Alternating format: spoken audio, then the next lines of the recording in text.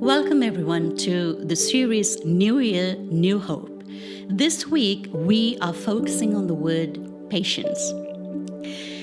Have you ever wondered how much patience Noah showed while he was building this large boat, which today we know as the ark? Now, Noah was 500 years old when God came to him and said that he is pretty much tired of the wickedness, the violence that the earth was covered with. So he basically wanted to get rid of the people. But Noah found favor in the sight of the Lord. So because of that, God revealed his plans to Noah.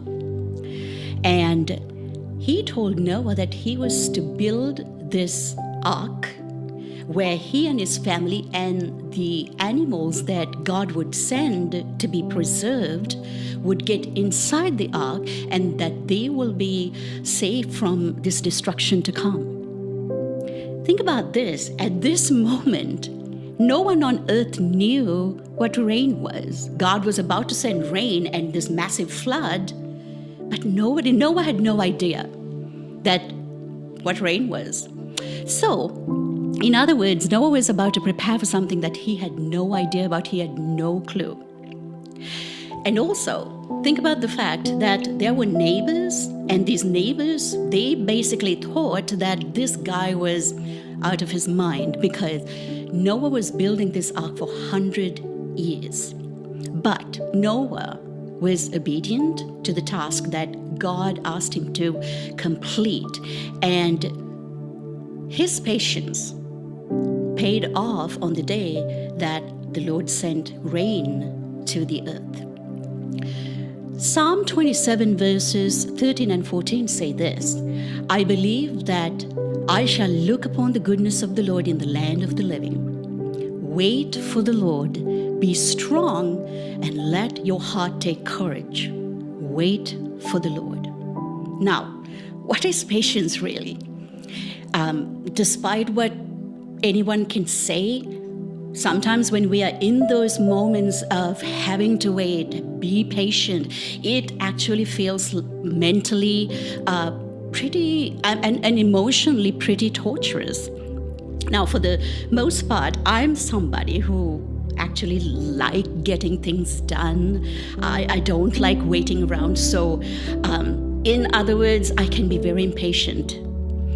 But God is calling us in this verse, according to this verse, God is asking us to be waiting on him. Listen to this again. I believe that I shall look upon the goodness of the Lord in the land of the living. Wait for the Lord. Be strong and let your heart take courage. Wait for the Lord. Notice how many times it says, wait for the Lord. Now, this kind of waiting that God is asking us, it's not the type of waiting where we are just hanging around and wasting time. But it is an active waiting that God is calling us. Now, how can we be active when we are waiting? Now, the verse says, be strong and let your heart take courage. Wait for the Lord. How do we take courage? How do we become strong? I believe that it's a call to be active in waiting by reading the Word, by communing with God, by praying throughout the day, constant prayer. So I'm receiving this strength from the Lord. I'm drawing strength from the Lord because of his word, and it's making me courageous. So I believe that this kind of waiting is what God is calling us to do when he says, wait for the Lord. Now, in my waiting, in my patience, as I allow myself to develop this patience, when I'm active in my waiting, the promise is that I will experience God's goodness manifest in my life in all its powerful forms: provision, protection, healing, joy, peace, and the list can go on. Now, with God, there is always seasons. There is a time for everything.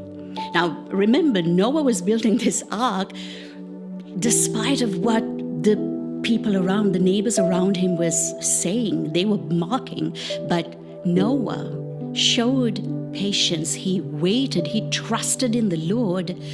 That, think about this, he actually didn't give too much thought to how long it was taking God to fulfill this word. And he continued until that day when the floods came. So in other words, what we see is that Noah trusted the Lord that he would bring that word to pass. And I think that's an example of for us, that as we are waiting, as we are reading the word, as we are communing with God, that we also trust and put all our faith and hope in the Lord. Lamentations 3 verses 25 to 26 say this: "The Lord is good to those whose hope is in him. To the one who seeks him, it is good to wait quietly for the salvation of the Lord." Now, did you notice in every line it says the word good? Let me read that for you again. "The Lord is good to those whose hope is in him, to the one who seeks him. It's good to wait quietly for the salvation of the Lord." So in other words, that when we put our faith and hope in him, we do that because we know that he's the only one who can deliver us. Waiting can be tiring, waiting can be difficult, because it's a place where we are not in control. We have no control. But when we put our faith and hope in God, we know that he's the one who is in control. And he's the one who will be able to deliver us. So we wait for the Lord, for his salvation, and it's going to be good. That's what the Lamentations tell us.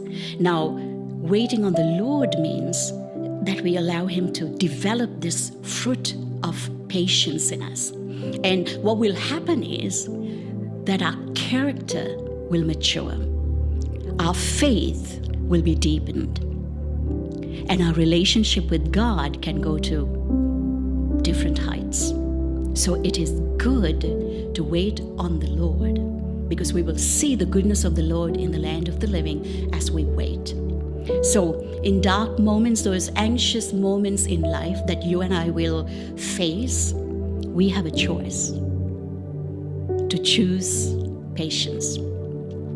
So I want to remind you that the Holy Spirit is our helper. And with the help of the Holy Spirit, we can practice being patient and wait on the Lord, knowing that we will experience his goodness in our lives. I hope that this blessed you today, and hope to see you at the next video. God bless you.